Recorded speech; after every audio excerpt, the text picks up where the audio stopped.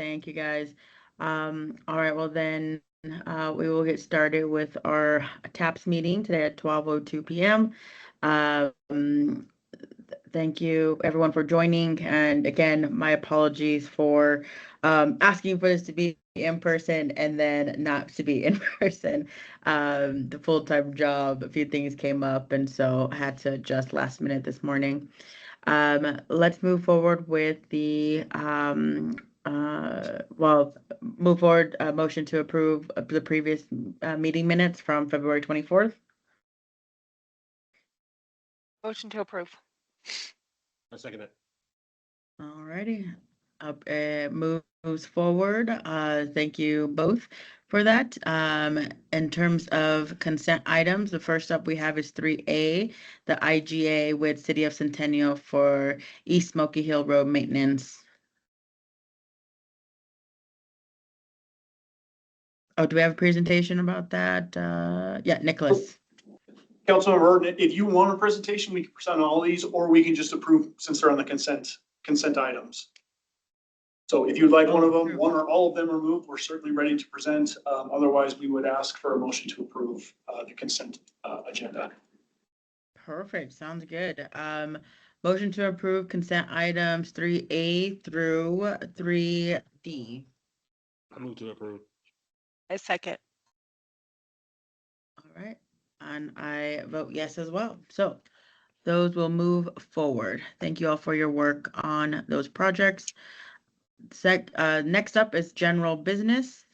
We have Connecting Aurora 4A, Connecting Aurora Citywide Multimodal Transportation Master Plan Ordinance. Okay, Chair Horton, a member of the committee. My name is William. I'm a principal transportation planner with the city and also the co-project manager together with Carly Carmazano and co-project manager and Tom Worker Braddock, the deputy project manager on Connecting Aurora, the city's multimodal transportation master plan. We have made a number of updates throughout the project. And today we're coming here to make the final plan adoption presentation. So with this, then with your approval, we plan to go to City Council for their approval to adopt the Connecting Aurora plan into the city's comprehensive plan Aurora Places by comprehensive amendment, complaint amendment. So with that, I'm going to introduce Keith Forsheim. He's the consulting project manager to make the presentation. Good afternoon, everyone. Great to see you all again.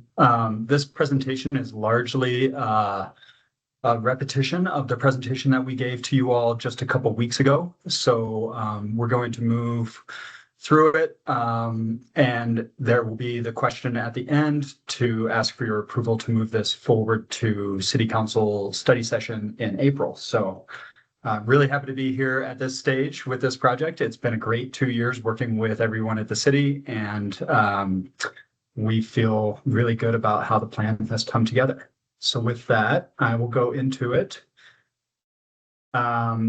Today's agenda will give a brief project overview, recap of the overall timeline.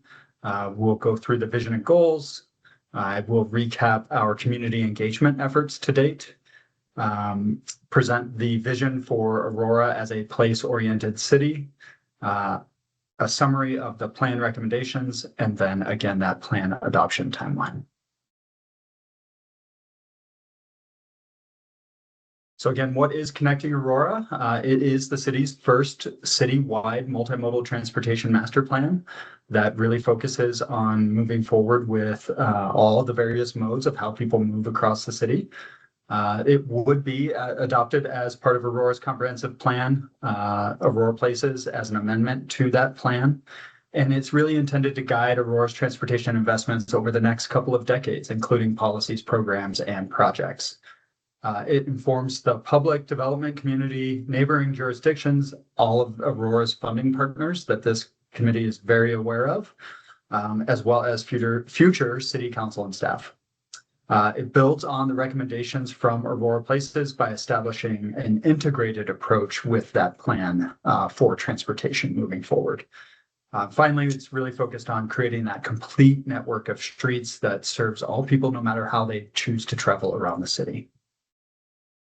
Our overall timeline, we started in the fall of 2023, and it has been a 2-year process to get to this point, including 4 major engagements with the public throughout that process that are highlighted along the top of this graphic, including our discovery phase, where we engaged with the public in spring of 2024. The synthesize phase engagement was in the fall and winter of 2024. And then as we developed those networks, we engaged again with the public in the spring of 2025. And then finally, as we worked forward with our project and program recommendations, presenting those to the public again in the fall and winter of 2025. Our shared vision for Aurora's transportation future is really the desired state that the city hopes to achieve in the future. And that reads as Aurora safely connects all people to our places for a healthy, sustainable, and economically strong community. Really ties into the strategic planning effort the city is conducting as well. City staff are committed to delivering that vision through this mission statement, which is the City of Aurora will provide a complete transportation system that meets the needs of all people. The city will engage the public in the delivery of plans, programs, policies, standards, and projects. The 10 goals that were developed in conjunction with a lot of the folks in the room here, as well as community engagement, really highlight 3 different categories of where the city hopes to take its transportation future. Safe, reliable, convenient, and connected describes how the city serves people throughout the city, or how the transportation system serves people throughout the city. Sustainable, economically strong, and healthy describe how a well-functioning transportation system helps the community meet its overall goals. And finally, authentic, equitable, and integrated really describe how well that system is built and how it functions.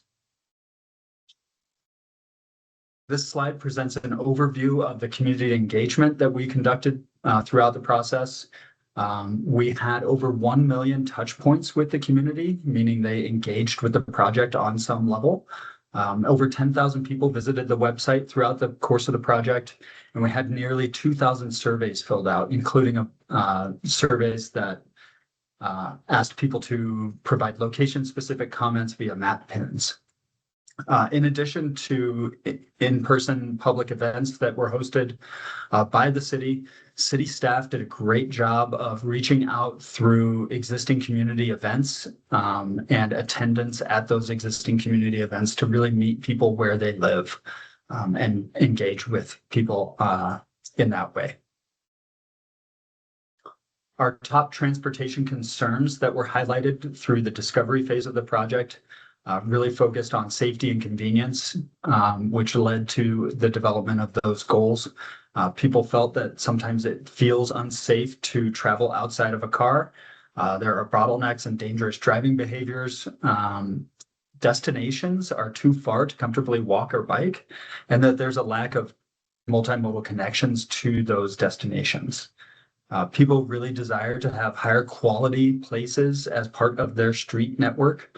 And finally, regarding transit faces a lot of challenges in the city of Aurora, including being too slow, sometimes too infrequent, unreliable, and sometimes people don't feel safe when traveling by transit. Our vision for the future of the city is a place-oriented city. The place-oriented city imagines a city that increases the number of convenient, affordable, and safe mobility options. It emphasizes the need to simultaneously concentrate our destinations within and near our neighborhoods, which is often not the case in Aurora. It imagines investments in walking, biking, and transit infrastructure that really make those modes safer, more accessible, and more viable options for people moving forward. And it really imagines an integrated approach to providing transportation and land use development throughout the city. That place-oriented city led to the development of our visionary networks. We took a layered approach to our visionary networks, developing a visionary pedestrian network, bike network, and transit network, all of which overlay on the city's existing and future planned street network. The desired long-term networks really are planned to feature complete streets that meet the mobility needs for today, residents of the city today, and businesses in the city today, but also planning for that future growth tomorrow. These networks will drive network design and development. So being cognizant as development happens that a full multimodal network needs to be provided. And it really reflects our vision to safely connect people to these destinations. Some examples of what the visionary pedestrian network look like are on the bottom of this slide. But really the city recognizes that every city street must safely and comfortably accommodate pedestrian movement.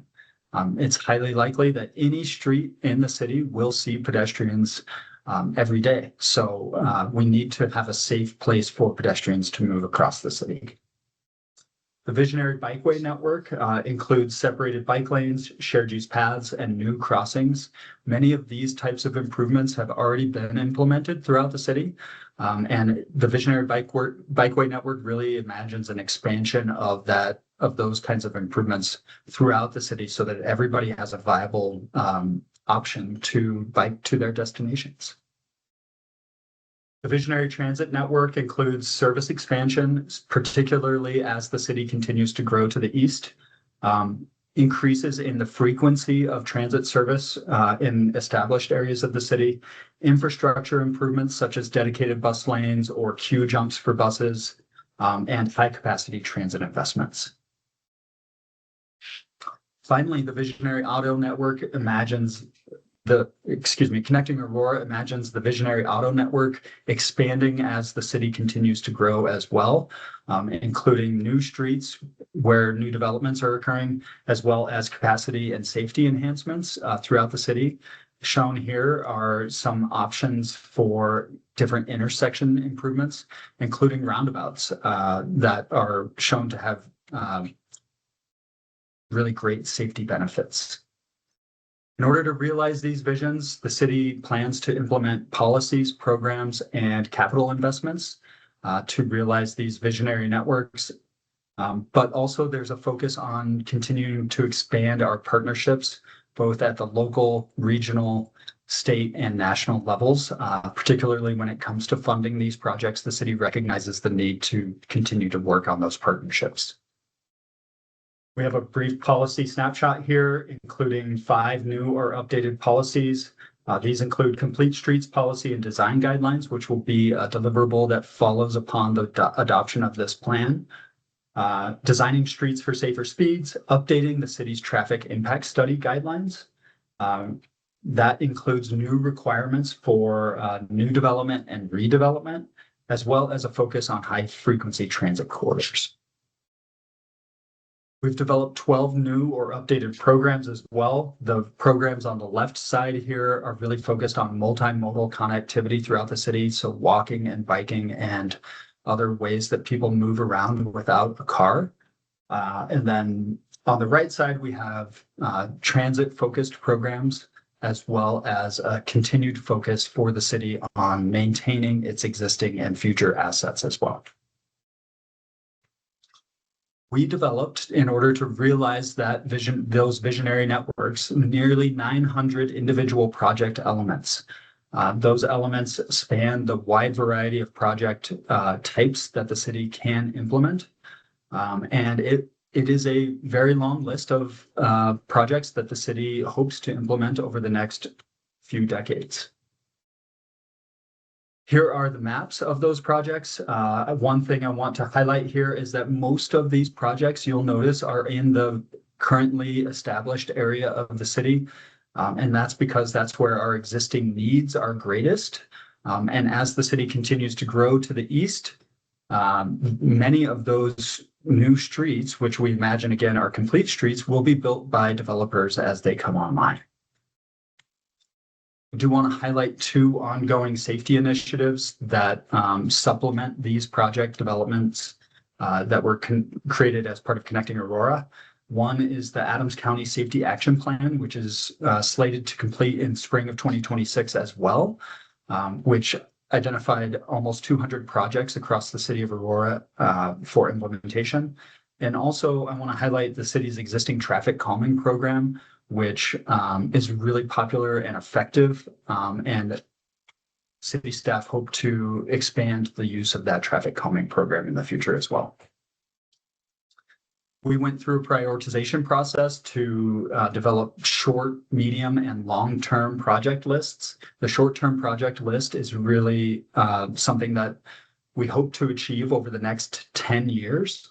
These projects include intersection and crossing upgrades, complete streets, street projects that include safety and technology improvements, as well as some widening where we have increased travel demand, bikeways, filling of sidewalk gaps, and then finally micro transit zones. There are 4 micro transit zones, which is kind of an on-demand transit service that can be provided by city and or RTE. The total investment for these projects over the next 10 years is $45 to $65 million per year. That is in addition to all of the great maintenance work that has been going on in the last 5 years in the city. Our plan adoption timeline is shown here. We did present to Planning Commission last night and received unanimous support for moving this forward. And they will make their recommendation to the full city council to approve that amendment for the comprehensive plan.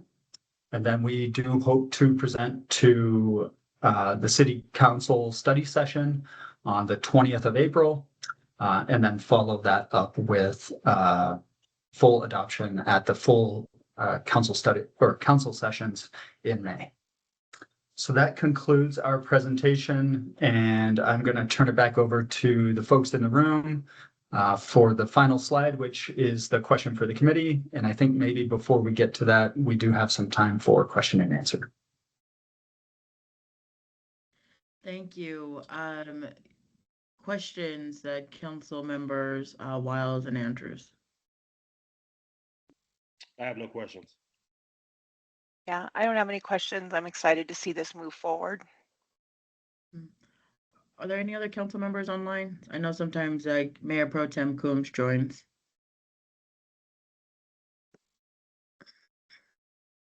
Oh, Councilmember Hancock, I see you in the list. Do you have any questions? I'm here, but I do not have any questions at this time. Thank you. Okay, of course. All right. Is there one question that I have going back to those maintenance costs? I know that those are not in the projected numbers yearly. Is there an estimate of what that would entail, or is it dependent on obviously it would be dependent on project development over the years, and building off the current efforts already done the last 5 years, but just any updates around what the price tag could be, or a range even. Yeah, great question. So the capital costs that we developed as part of these project lists are purely capital costs. They do not include the operations and maintenance costs moving forward. So as projects come online, that will be a need for the city to address through its existing maintenance programs, and making sure that those are able to be maintained throughout the city. If anybody in the room wants to jump in on some of the Build Up Aurora kind of work and how that's tied into this as well, that'd be great.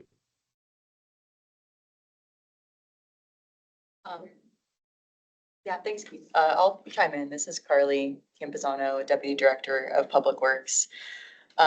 Like Keith said, the costs for maintenance aren't in the capital costs, but I think that's something that we typically need to evaluate on a project by project basis as we're refining the scopes and fees and bringing those forward into project development. The Connecting Aurora list is meant to give us that short, medium, long term and a general idea of what the costs will be in today's dollars. Some of those are being moved forward with the Build Up Aurora effort, and we're refining the costs further. But all the projects as they move forward, I think we're going to have to sharpen our pencils with the overall capital costs and then with maintenance impacts as well. So yeah, and that's something that we coordinate with, I think, as projects go into the development phase. that makes sense. Yes, thank you so much for that. Alrighty, so, for the council committee members, do we support, this plan going forward, to council for consideration of approval as an ordinance? I do. I support it. Councilmember Andrews, I couldn't hear you if you said anything. Yeah, I said I do. I do. Okay, perfect. All right, I support it as well. Thank you all so much. Great, thank you. Thank you.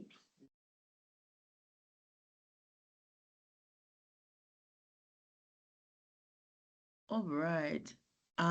Next on the agenda, we have transportation project updates.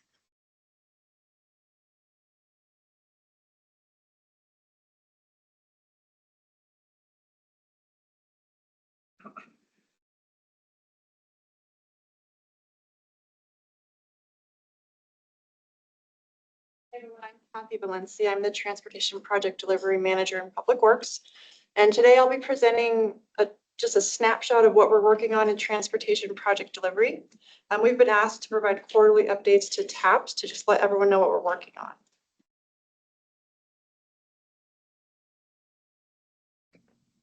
So on the agenda today, we'll start with our active construction projects. Then we'll look at our upcoming 2026 projects, longer term projects, and then our grant pursuits. And I'll take questions at the end, but feel free to interrupt if you have a specific question on any of the projects. All right, so starting with our active construction projects. The first one is the Gartrell Bridge expansion. This is in southeast Aurora where Gartrell Bridge crosses over E470. Currently, there is a 2-lane bridge out there and it's receiving a lot more traffic than when it was currently built. So we will be expanding the bridge to a 5-lane section. That will also include multimodal improvements and new traffic signals. This project is being funded through SREA, and E470 is contributing as well. We just recently successfully bid the project under budget. The construction estimate was 10.1 million and we got a low bid of 8.8 million. So we are working on finalizing our contract and getting everything set up to start construction here in the next month or so. And we are anticipating 12 months for construction. Pedestrian Bridge is another project that we recently bid successfully. This will be a pedestrian bridge over Parker Road at the 9-mile RTD station. It will also provide pedestrian and bicycle connectivity. The design includes covered ramps and stairs. And we also worked closely with the Art and Public, thank you, Cindy. Art and Public Places. I'm on art integration, so really excited about how this bridge is going to look when it's all done. This project is funded through a federal grant as well as city local match. As I mentioned, we came in under budget for our construction estimate at 13.1 million and with a low bid of 9.3 million. And we are also working on just getting this project contract under wraps, and then we can start construction here very shortly in the next couple of months. Our phase 1 missing sidewalk project. This is 7 locations throughout the city where there is deficient sidewalk or missing sidewalk that were identified in a large planning effort. So this project will construct those missing sidewalks. It was funding is provided through a federal grant as well as a city local match. This one also came within our project budget, so just seems to be a good sign out there that we're getting a lot of these projects in under budget. I know that wasn't the case just a couple of years ago, so things are looking much better in the industry. This project will start construction here in the spring.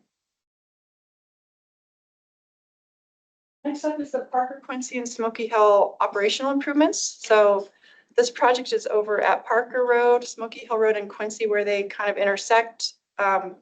Also, just west of this location is the Cherry Creek State Park. And we will be improving the operational improvements through here, adding a 3rd turn lane onto northbound Parker Road, which is a high traffic area, improving safety with better crossings to get to the state park and accessibility improvements. This project is funded through a federal grant as well as a city local match. And this project was recently bid successfully as well within our budget, and we are in active construction at this time. 11th Amana and Delmar improvements. I wanted to throw this one, but we just recently completed it just within the past month. This is the Delmar circle, or sorry, triangle, not circle. So this project included rebuilding 5 traffic signals, constructing auxiliary lanes, and improving pedestrian and bus stop facilities. Also provided through a federal grant and city local match. So now I'd like to talk a little bit about our upcoming projects this year. The first up is the alley paving program, which is a program that Public Works completes every year, where we select 3 to 4 alleys in Northwest Aurora for paving. And you can see those pictures on the right there of our before and afters. This program is funded through the city currently. We will construct 4 alleys this summer, and we are working on design of 4 more that we plan to bid in the winter. And these projects are all designed in-house. And then the map with the yellow, the green are all alleys that have been completed. This program has been going on for more than 20 years. And then the yellow ones are the ones that still need to be completed. Northwest Aurora intersection improvements. This project will construct 8 intersections in Northwest Aurora to improve pedestrian safety by reducing the crossing distance with bulb outs. 6 of those intersections will be rapid implementation bulb outs with rubber curbs, striping, and flexible delineators, and then 2 will be full reconstruction. This project is being funded through a Revitalizing Main Streets grant, as well as a city local match, and we are planning to bid this project here in the spring and start construction this summer. Fox Elder Creek roadway improvements. In June of 2023, the 2 roads were washed out with severe flooding that summer. They are currently closed. You can see the pictures there of what the roadway looks like. This is kind of out in Northeast Aurora in the rural section of town. This project, we will reconstruct the roadways, stormproof the crossings to try to prevent this from happening again in the future, and provide bank and channel stabilization. This project is also funded through a federal grant and a city local match. And we're wrapping up our final design here, shooting for May, and then starting construction at the end of the year. Phase 2 missing sidewalk, another project that will reconstruct deficient or missing sidewalk in the city. This project will be along Havana Street between Montview and 13th, and then 4th and around 1st Street. So again, filling sidewalk gaps, fixing substandard sidewalk, and providing multimodal access through new curb ramps. Also funded through a federal grant and a city local match. We are currently completing our design, planning to advertise in May, and then starting construction in the summer. And just a couple of our longer term projects that we're working on. The first is the Laredo Bridge replacement. This is in just north of Colfax and east of I-225, where Laredo Street crosses the Highline Canal. And this is one of our more deficient bridges in the city. We will be replacing this bridge with a new box culvert and new sidewalks on both sides to allow better pedestrian access. This project is funded through a state grant.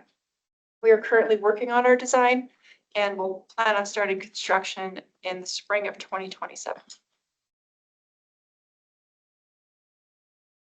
Gun Club multimodal improvements. This project is along Gun Club just south of Quincy, where it intersects with Aurora Parkway. This is just north of the Southlands Mall.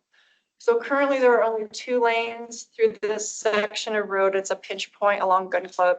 This design will include 2 travel lanes in each direction, intersection improvements, multimodal use paths. We have full funding for design currently and are working on that now.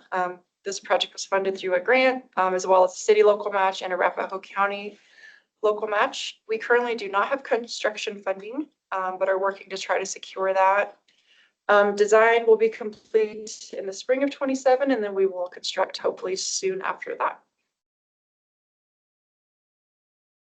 The Aurora Parkway Bridge, this is just east of Parker Road.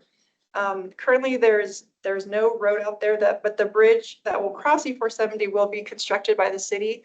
Developers are working on Aurora Parkway, which will connect Dry Creek Road to Parker Road. This will be a brand new bridge, a 4-lane section, including 2 multi-use paths on either side.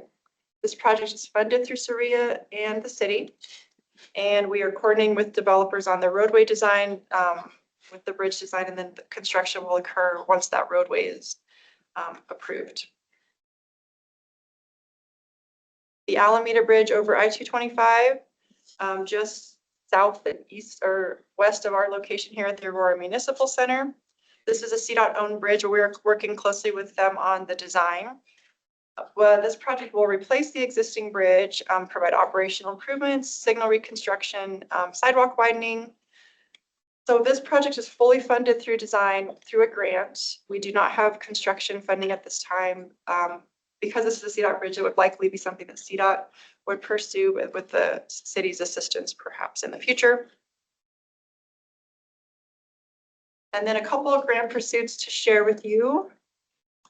The first is for the Peoria Bridge over Sand Creek. So this is in Northwest Aurora, where between 30th Avenue and Fitzsimmons Parkway. This project will be a full bridge replacement and widening. Currently, the bridge is a 4-lane section. It's a pinch point. The road on either side is 6 lanes. So this project would replace the bridge with a 6-lane section, including multimodal paths and stream improvements. We are currently fully funded for design through a grant and a city local match. We anticipate completing our design in the summer of 2026, so here shortly. And then we did apply for the Bridge Investment Program grant for full construction funding of this project. We have not heard back yet, but are hopeful to have good news on that one. And last is the Montview Improvements Project. This is a multimodal project along Montview from Oswego to Fitzsimmons. It will include new signals, pedestrian, rectangular, rapid flashing beacons, RTD bus stop improvements, and multimodal improvements. And we applied for a build grant for construction funding for this project. Last year, we were not successful, but we were selected as a project of merit. And so they just actually had a second round of application submittals that we did submit for. So hoping for good news on that one. We should be finding out in June whether we were successful. Happy to answer any questions on the projects. Councilmember Wiles or Andrews, do you have any questions? And Councilmember Hancock, my apologies. I don't have any questions. I do want to say thank you. I appreciate all these updates. I would like to see more in Ward 2, but I do understand we have to share with the whole city. So totally understand, but thanks for all your hard work. Thank you, Chair. I'm glad to see that the 9-mile bridge is finally coming. I've only been on council for 3 years, right, Laura? I'm really glad to see that we're finally going to break ground. Do you have a ETA on the date?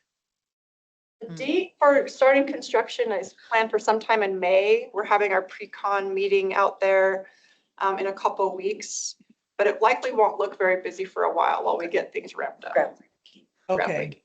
Well, All I mean, for our presentation. Councilmember Hancock, I believe they're targeting the end of May for the groundbreaking, but we can follow up with more information. That would be awesome. Thank you very much. Councilmember Andrews, do you have any questions? I do. Yeah, I had a quick question. When we talk about matching the funds, I know sometimes federal funding doesn't match with state or city funding. Can you explain that? Sorry, could you repeat the question one more time, please? I understand that federal funding does not always match. Could you help me understand what funding we're matching city funds with what federal funds? You're talking about like the percent local? We could maybe touch on, or do you want to handle it, Laura? Yeah, so I think what Councilmember Andrews and we cannot, depending on the color of money, you cannot match a federal grant with other federal funds that the city receives, or sometimes state funds, because a lot of times the state funds are pass-through funds from federal government agencies. For like the 9-mile bridge, for example, we've cobbled together various sources that don't have those strings attached to match our Dr. Cog funds that we've received through Okay. Dr. Cog. Okay, yeah, so the colors just changed. Correct. Yeah, Okay, we're okay. very cognizant of that. Okay, thank you. Thank you. And then I did have a question for the very first project you spoke to, Kathleen, down the bridge that was going to be expanded. Yeah, if we could just go all the very beginning of the presentation. I'm just trying to orient myself. This Gartel Bridge, that is near like the Costco down in Parker, right? It's north of there.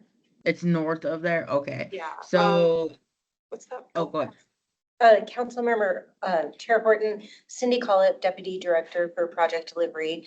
If you're familiar with Gartrell and Arapahoe, there is a super target in that area. Right. And then also the Heritage Eagle Bend development with the golf course at Heritage Eagle Bend. So this location is north and east of both Costco and Trader Joe's and all those different facilities down at the Parker Road interchange. Got it. Okay. Because it was this is pretty rooted in Aurora. It's not close enough or shared boundary with Parker. No, it is not. It's Okay. close. It's close to Douglas County, but still a bit of ways. Okay, gotcha. All right. Because part of the way I was conceptualizing is, if we have other residents in other neighboring cities utilizing, if there was a funding opportunity as well. But neither here nor there at this point. Thank you for that. I appreciate it. And Chair Horton, if I can add, this is a small snapshot of projects that are happening throughout the city. So Councilmember mentioned her ward. There is the Aerotropolis Regional Transportation Authority, and they do come and they will present at TAPS later this year. But there's a lot of new construction that's happening through ARDA that is supporting a lot of our regional connections in newer areas of the city, particularly in that northeast quadrant and Councilmember Wiles' ward. So I did want to mention that as well. We have other partners that are implementing projects across the city. Fantastic. Thank you, Laura. All right. Any other questions around the updates? Hearing none. Thank you, Kathleen, for the presentation. We will move on to our next presentation, 4C, with Shared Micromobility License Program Update.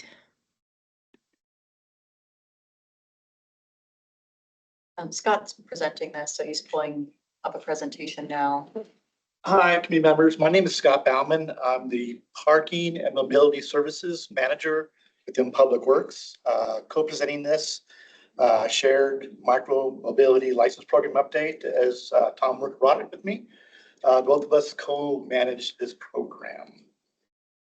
Let me put this.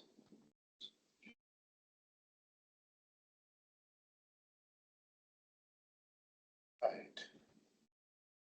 We'll be kind of overviewing the program itself, give a little bit of history, some of the comprehensive rules and regulations that Tom and I have developed.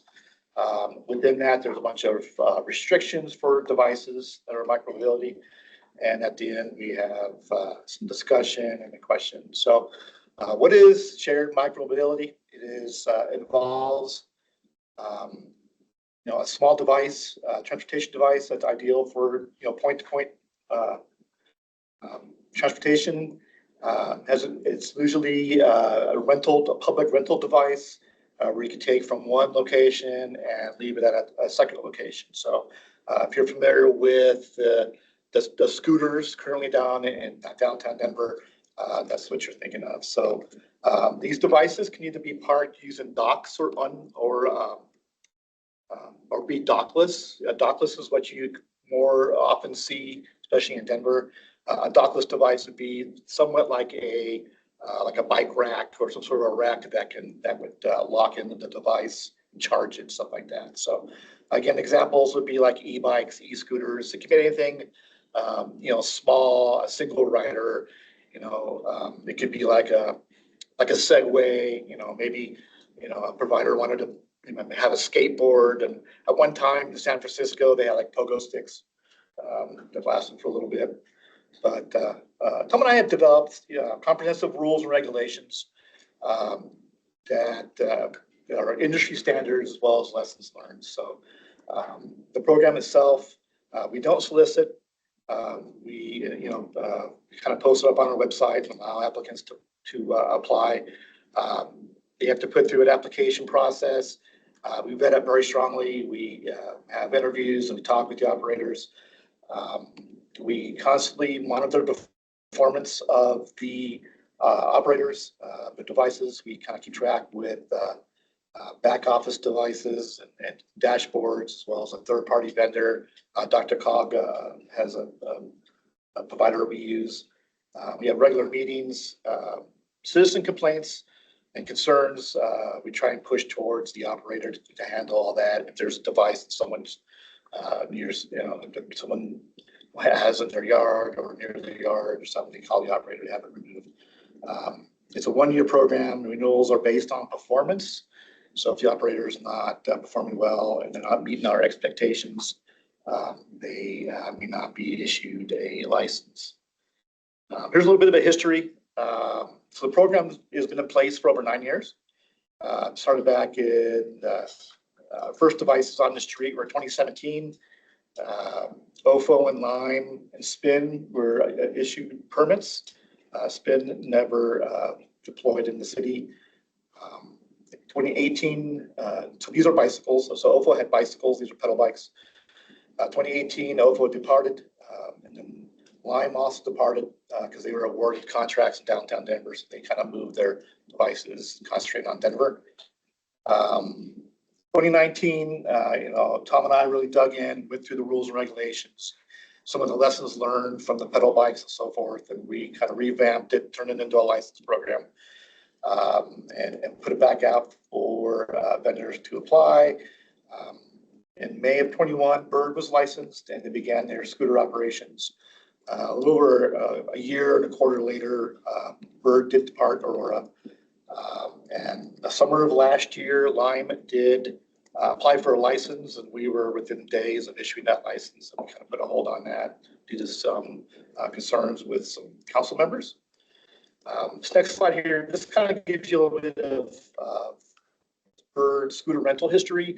I like this slide because it really kind of shows the use, a seasonal use of scooters. So we started the program, it was really high as the winter months really dug in. You can see that demand for scooters really dive. And vendors, operators really kind of, they realize this, especially in our environment here in Denver. They kind of match devices with demand and so forth. So they'll often pull scooters off the streets and deploy them elsewhere where it's warmer and so forth. But that kind of gives you an idea of our history.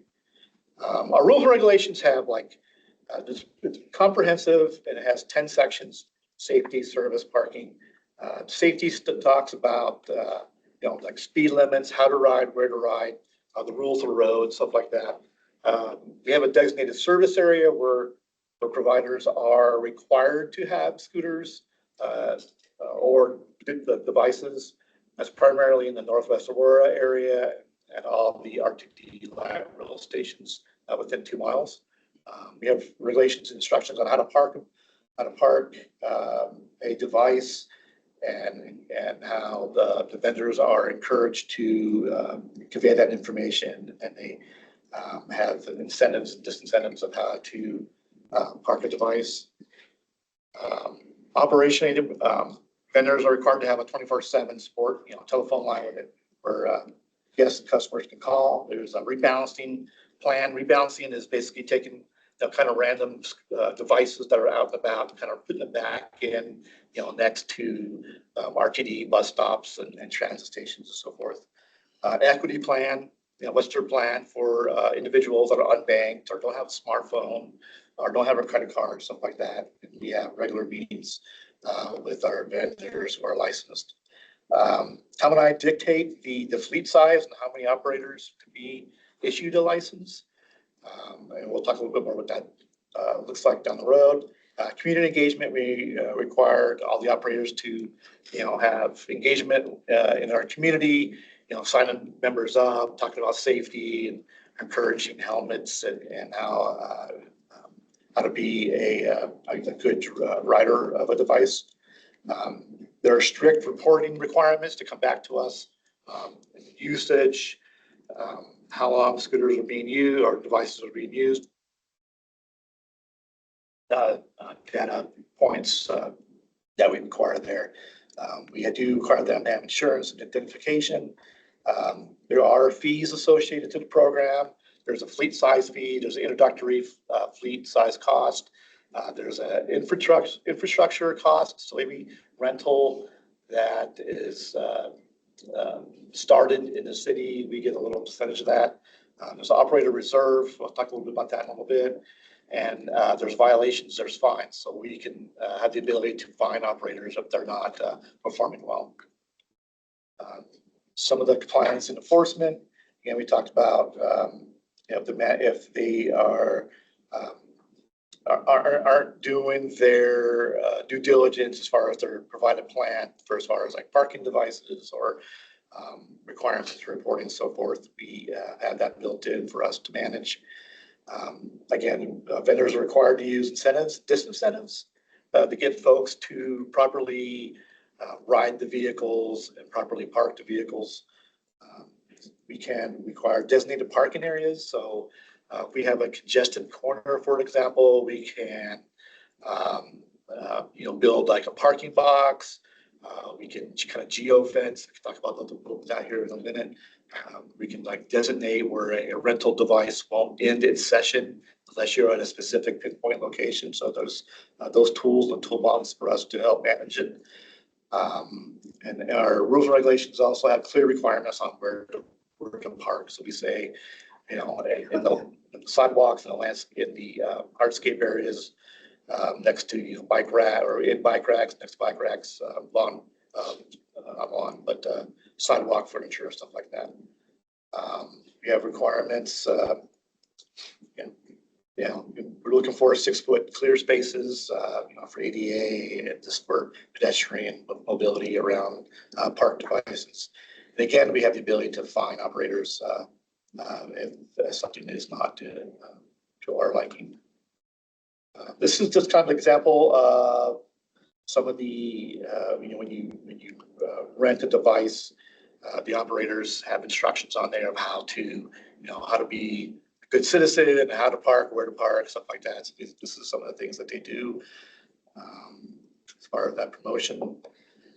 Back in October of 24, Tom and I came to a study session. We had some changes to the program and what we wanted to implement. And one of the things we did is again, kind of lessons learned, was we wanted to lower the initial amount of devices that a contractor or a vendor comes in with.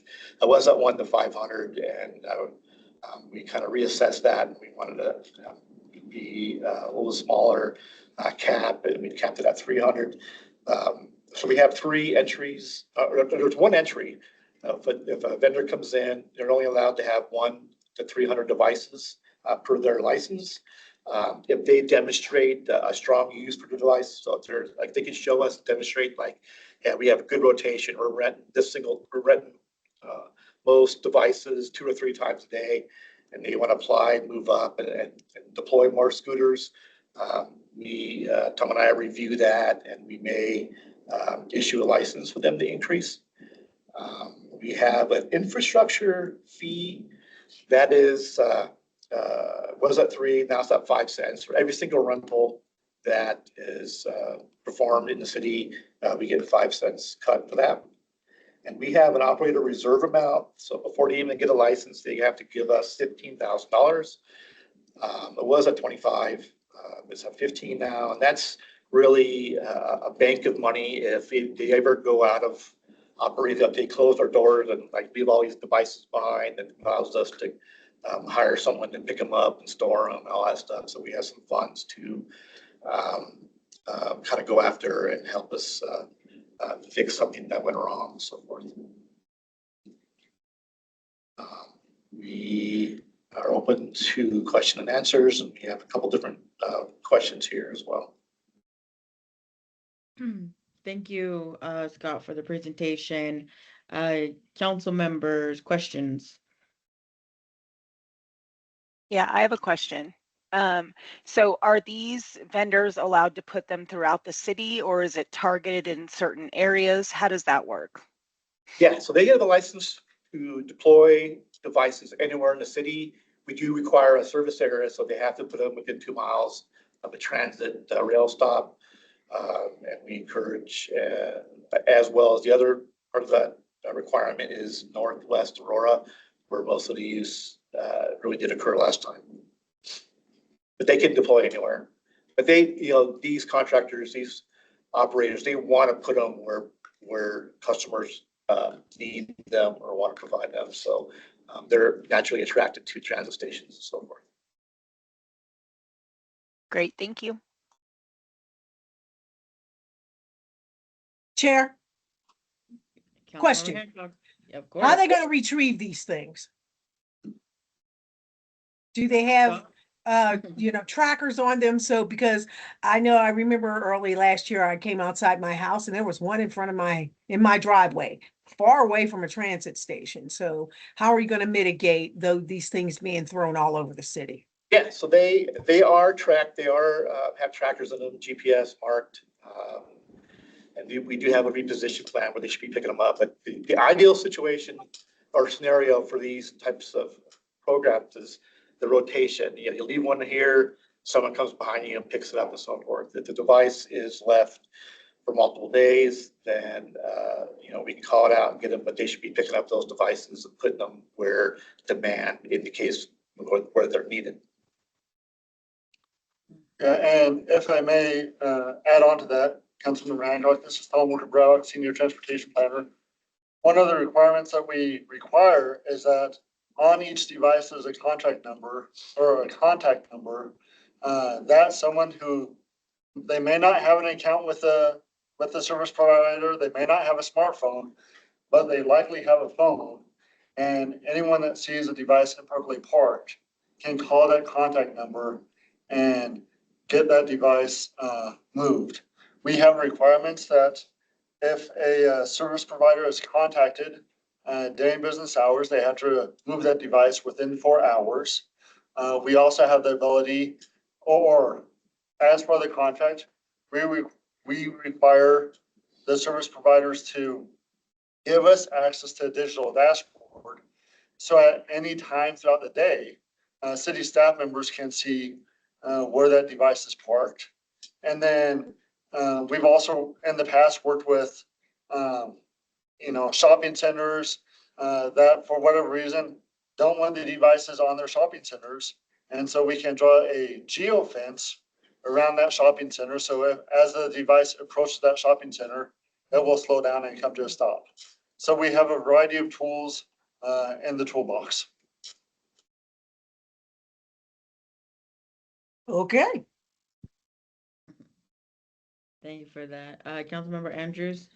Yeah, I did have a question. That was part of it, was the geofencing issue. Is there going to be any particular areas where we are going to geofence some of these scooters? Specifically, they do it downtown in Denver. And then the second part to my question would be, is there going to be a warehouse where they're stored in Aurora, or are you going to have to get them from Denver? Because that could be a lag with, in part to what Council Member Hancock was talking about.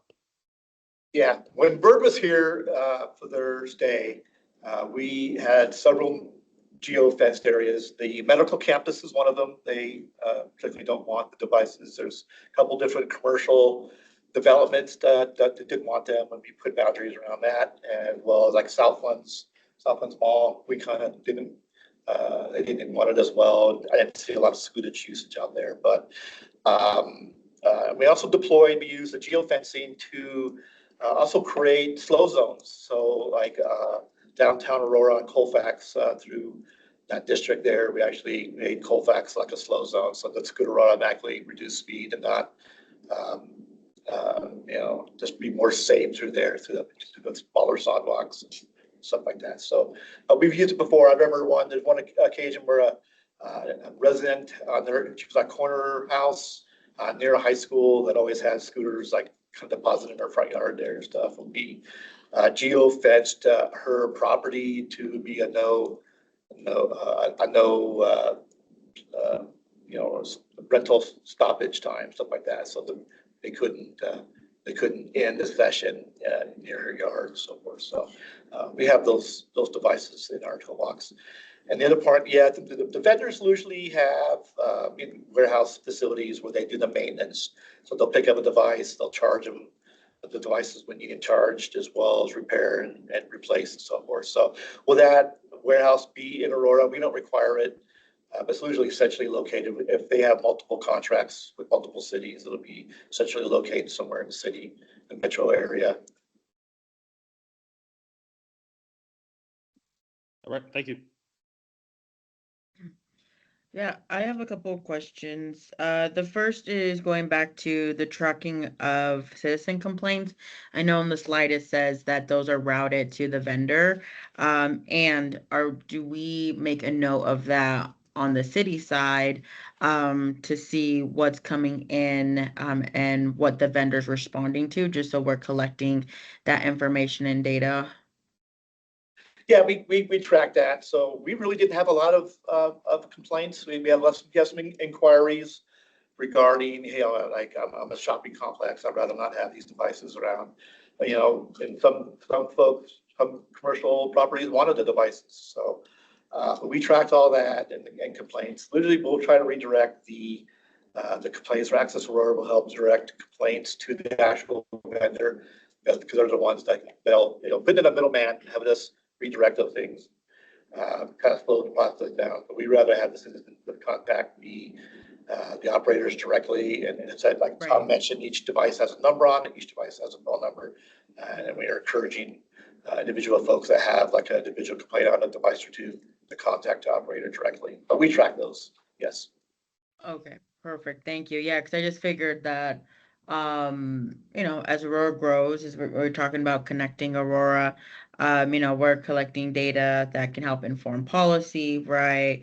Be able to have those conversations with vendors of what needs to change, what needs to be adapted. So really great. And then the other question that I have is around Bird. What was the rationale of why they departed Aurora? We never received a direct reason. What we got a sense was they were having challenges hiring contractors to go and maintain those devices in the local area. So they realized that they couldn't maintain the service, and so they pulled out. From what I gather, it wasn't related to lack of usage or anything of that nature. Mhm. Okay. Thank you for mentioning the lack of usage, because, yeah, that was, I guess, the implied question. It's just making sure that there's a market, right? That this is a smart investment and smart policy to put forward. And then in terms of the Lime contract, it was mentioned, I think, Scott, you mentioned it, that it is currently on pause. With this, if this moves forward today, it goes through the process, and if it eventually approved by all of council, that contract would, or those conversations with Lime will start up again, or what's the status there? Sure. So Lime pokes us every couple of months. They're still back in the market. As far as their official application, it was on hold, and then we stopped everything. So if Lime wants to come back into this market, they would have to reapply, start fresh with the process and review and everything, because it's been some time and devices change, technology upgrades and so forth. So we want to see a fresh application. So we would require them to start fresh, or any operator that wants to apply to start fresh with that. So, but Lime is still interested in coming into the market, yes. Okay, great. And actually one more questions, maybe suggestion. For first the question part is one of the service areas, is any of that along like the Highland Canal or any of our nature based areas that, an e-bike or e-bikes could really benefit like families during the summer? Do we have anything like that in place? Part of the requirement now, so it's on the vendor to locate. They're really good at analyzing the city and putting these devices where customers are at and so forth. So as far as our requirements, the rules and regs, we just require Northwest Aurora. We have boundaries there. It's like 6th to Over and to Yosemite and so forth. So we have a boundary there, and then of course supply the 6 transit stops on the light rail. So as far as requirement, that's that. But no requirements for the Highland Canal. We do have some challenges, pros right now. These types of devices are prohibited for being on city trails. So Tom and I in the past we haven't fully worked through those conflicts with pros and their trails and so forth. But in our mind, the trails are ideal locations for these devices. Keeps them off like a busy street and so forth, or a busy sidewalk. So I think in my mind, we'd rather have them on the trails, but it's in conflict with our current rules and regulations. So pros has in place. So we'll work on pros. We'll re-engage that and get them going if and when we need it. All right, conversation for another time. Sounds good. All right, thank you all. Any other questions, council members? All right. Okay, Councilmember Wiles? No, I was just saying I'm good. Okay. All right. So the question in front of us is, does the TAPS committee support continuing the shared micromobility program and moving this item forward to the next available study session for discussion? Yes. Councilmember Andrews? I agree. Agreed. All right. Sounds good. I agree as well. So that will move forward. Thank you for the presentation. Next on the agenda is miscellaneous matters for consideration. Council members, do you have any miscellaneous matters? I don't.